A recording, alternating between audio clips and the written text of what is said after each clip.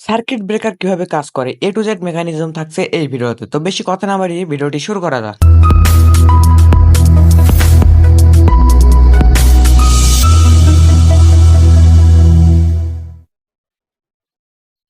সাধারণত সার্কিট ব্রেকারের ভিতরে এরকম দেখতে হয়। এটা রিয়েল লাইফের অরিজিনাল সার্কিট ব্রেকারের ভিডিও, কিন্তু আমরা দেখবো অ্যানিমেশনের মাধ্যমে। এই অ্যানিমেশনে সার্কিট ব্রেকারের মূল যে জিনিসগুলো প্রয়োজন সেইগুলো বাদে আর কিছুই নেই। তাহলে এখন একটু দেখে নিই কোন জিনিসটার নাম কি। এটা হলো আর্ক চেম্বার, এটা হলো কয়েল, এটা হলো ম্যাগনেটিক হ্যামার, আর এটা হলো অপারেটিং হ্যান্ডেল বা লেবার। সব শেষে আরেকটা প্রয়োজনীয় জিনিস বায়োমেট্রিক্যাল স্পট। এটা যখন নর্মালি ওপেন থাকে তখন কারেন্ট এসে এর ভিতর দিয়ে কয়েলের ভিতর দিয়ে গিয়ে এখানে ওপেনিং নক দিয়ে বায়োমেট্রিক্যাল স্পটের ভিতর দিয়ে গিয়ে সার্কিটটি কমপ্লিট করে। এখন এটা যখন ম্যানুয়ালি বন্ধ করে দেওয়া হয় তখন কারেন্ট কয়েলের ভিতর দিয়ে এসে ওপেনিং নকের এখানে আটকে যায়, অর্থাৎ সার্কিট কমপ্লিট করতে পারে না। এতক্ষণ দেখলাম কিভাবে ম্যানুয়ালি অন অফ করা হয়, এবার দেখবো অটোমেটিক ভাবে কিভাবে অন অফ হয়। সার্কিট ব্রেকারের ভিতরে যখন বিদ্যুৎ প্রবাহিত হয় এর ভিতরে থাকা কয়েলের চারপাশে ম্যাগনেটিক ফিল্ড তৈরি হয়, কিন্তু এই ম্যাগনেটিক ফিল্ডটা থাকে অনেক দুর্বল। এর ভিতরে থাকা হ্যামার নিচের দিকে টানার মতো শক্তি উৎপন্ন হয় না। কিন্তু যখন শর্ট সার্কিট হয় তখন হঠাৎ করে এই কয়েলের ভিতরে অনেক বিদ্যুৎ প্রবাহিত হয়, এই জন্য ম্যাগনেটিক ফিল্ডটা খুবই শক্তিশালী হয়ে যায় এবং এর ভিতরে থাকা হ্যামার